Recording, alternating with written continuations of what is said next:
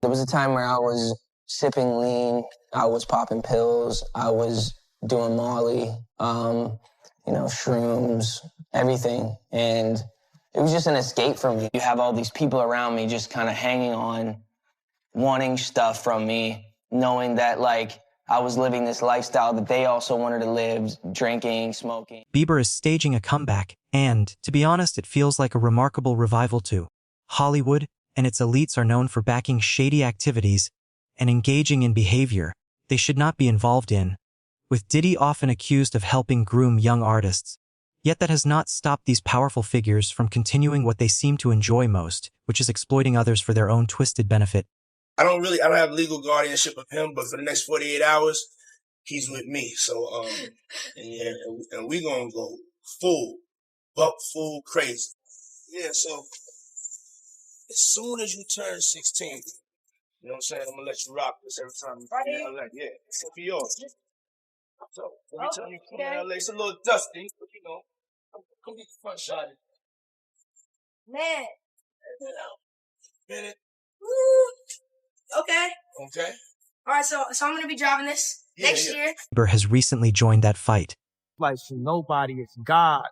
That's the only person that I serve. My mom ain't here. My mama was sacrificed. Out in Hollywood, a lot of people come up missing.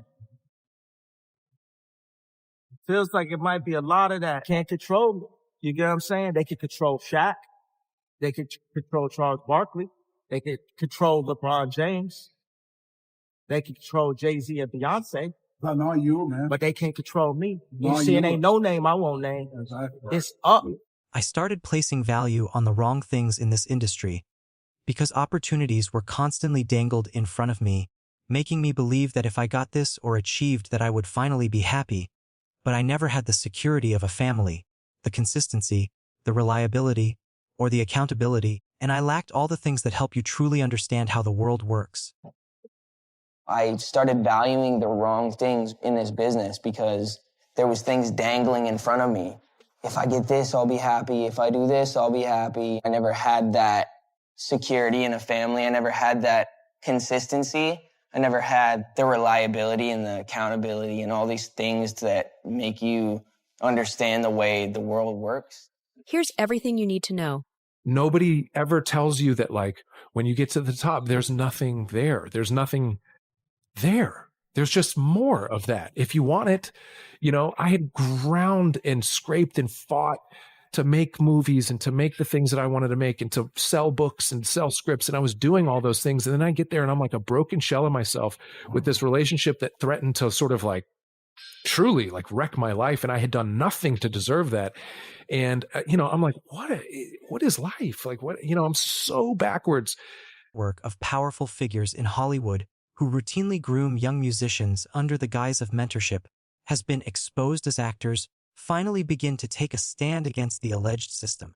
Everything you wanted to do, you were doing, but you still weren't happy. But I was, but I'm a victim. I'm a product, I should say, of these systems that we all survive in, which is, this sort of capitalist driven corporatocracy kind of driven way of merchandising and commercializing every thought and fear and moment that we have in our lives, and never giving us a chance to slow down.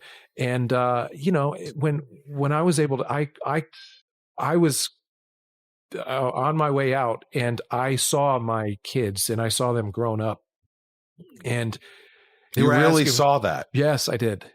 And I saw them asking me, just like a mature grown adult would say something very calmly without emotion, like, please don't do this. It is Bieber's view that the industry harbors a dangerous culture where powerful figures take advantage of and manipulate talented but vulnerable individuals. And by sharing his own experiences as a young musician, he highlights how difficult it is to navigate an industry that often turns its back on those facing exploitation. 16. No, 16. Slow down. Let's slow down, Justin. Okay. Let's slow down, okay? One step at a time. But yeah, the keys is yours. Then when you get 16, you're good to go. I'm good to go. Yeah. All right. And then when you get 18, you get the house. You get the mansion. Okay. I get the mansion. Yeah. So where are we off to now? Where would you like to go? wherever you want to go. Where we go? So check this out, yo. Justin, you ever seen the movie 48 Hours? Right now, he's having 48 hours with Diddy, him and his boy. They're having the times of their lives, like, where we hanging out and what we doing. We can't really disclose, but it's definitely a 15-year-old's dream. He emphasizes the critical need to safeguard young performers from the pervasive mistreatment that exists within the industry. It was hard for me being that young and being in the industry and not knowing where to turn, and everyone, telling me they love me and, just turn their back on you in a second. But yeah, just protecting those moments because people take for granted encounters and Issues of grooming and exploitation linked to Diddy. Justin Bieber has recently set himself apart from other artists. What's up, man? You good? I'm good. How are you All right, doing? young brother, everything's good? Everything's Selling great. out arenas and everything? Yeah. Starting to act different, huh? No, You ain't been calling me and hanging out the way we used to hang out. Well, I mean, you try to get in contact with me, through all my, partners and whatnot. Mm-hmm. But you never really got my number, so. Right. Okay. My number? Yeah. I'm gonna tell you my number. Yeah. It's 555. Yes. Okay. 5555. Okay.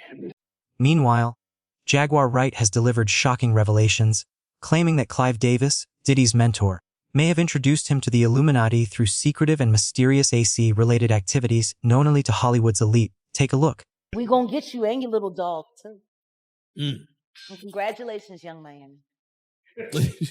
Run as fast as Cassie did. But when you think about Kim, I was thinking to myself the other day, Uptown Records started with 5 people. Andre Harrell, I'll Be Sure, Heavy D, and Puffy.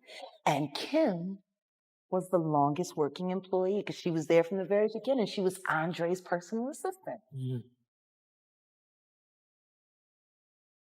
Kim is dead. Heavy D is dead. Andre Harrell is dead. The only 2 left are Puffy and Al almost died. Isn't that interesting? That is interesting. Heavy D was found dead, face down in the heart attack. Andre Harrell, heart attack.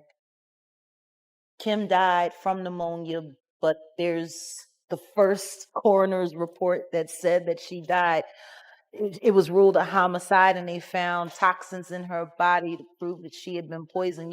They have poisons that create heart attack and pneumonia-like symptoms. And then right after that, Al had a meeting, and I was going to meet up with him because we were in Vegas, and then the next thing you know, you want to know what they all had in common, though? The survivors and the late of Uptown Records, they were all writing tell-all books. He said, the objective of Bad Boy is to kill talent. We don't want talented as a bad boy. Talented motherfuckers think they gotta say. Oh, a talented motherfucker will tell you, I'm gonna turn in my album when I feel like it. He said, but see, if we get people with no talent, and then we make them look like stars, see, we have total control. Because without us, they can't be the He said, and that's how we're gonna run this label, and we're gonna run these motherfuckers into the ground, and I'm gonna make all of you rich. And that was his pep talk at the Kit Kat Club in 1996 to his interns, who are now mostly executives at Bad Boy. Not only that, Diddy's rise has been accompanied by numerous allegations, including abuse of his ex-girlfriends, sexual exploitation, trafficking young men, and even the murder of his friends, yet he seems entirely unfazed by these claims. Intero 30. He was doing shit to people that he never thought that it would come back at him. Now, if he never did anything to those girls, if those girls was lying, then he would have never settled out. It was a girl that came out, Cam, 2.5 years before Cassie came out, and went on a major platform and told him how he was kicking her, beating her, and made her get rid of 2 kids.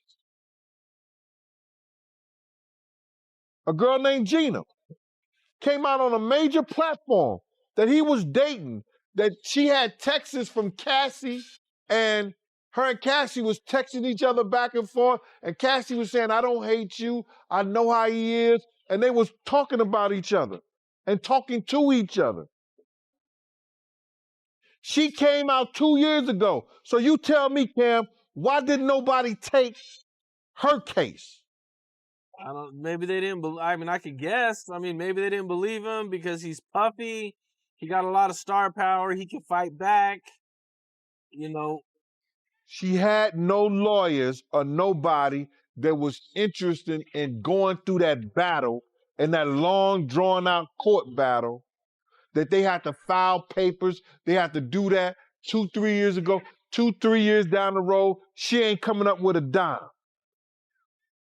Cassie had the lawyers and the people who put the money behind the lawyers to make sure that her case was clammed tight. Currently, Wright asserts that Clive Davis played a major role in shielding Diddy from significant investigations and legal charges, including those related to Whitney Houston's death. It's strictly for the purposes of financial gain for those who have access to her estate, including Clive Davis. Including Clive Davis. This ain't a film to celebrate Whitney Houston. This is a film to, pay the piper. He was the one trying to bring her back, though, at the time of prior to her death, right? He needed her back. Oh, yeah. He needed her back, but he needed her back and under his control. There is a strong link between Diddy's vast network, especially his ties with Clive Davis, and his apparent immunity from legal consequences. Take anything away from where he has been extremely effective. Yes. He knows pop culture. Matter of fact, he probably knows pop culture better than he knows music. I never felt like he had a lot of talent in music. Is that fair for me to say? I mean, nobody really cares about him rapping. Right. I didn't know why he did that, but then again, why not do it? They're listening to all these other artists that you're putting out. Why not be one too and get that extra check? If people are buying into the brand, why not take it all the way? I'm not hating on him for getting money. Me either. I'm just hating on the way he got it. And I'm hating on the overall effect of what it's done to not only the artist on his label, the artist that got shelved, the artist that got dropped. Not only that, but what he did to culture. In her claims, combined with Bieber's perspective, it is suggested that Diddy may have paid a steep price for his wealth and status, potentially involving providing favors to powerful figures and exploiting prominent male celebrities, among other actions. You know, there are certain people that hang out with certain groups of people, and you see them. They're in pictures, they're on the red carpet, they're around. But then things start popping off. You don't see those people. They're not in those pictures. They're not on the red carpet. They're nowhere around. So where the hell were they? They're at every other party. They're in every other picture. They're standing by you everywhere else except for when this person went missing or this person got shot. You know, the art of misdirection is a skill that most record executives use. So considering that the public has absolutely no idea what's happening behind the curtain or behind the velvet rope, it gives them a great advantage to paint whatever story they want to paint. Notably, according to Wright, the lawsuit Cassie filed against Diddy, in which she accused him of unspecified crimes, supports Wright's claims and casts further doubt on Diddy's alleged involvement in illegal activities, particularly concerning the trafficking of individuals within the entertainment industry.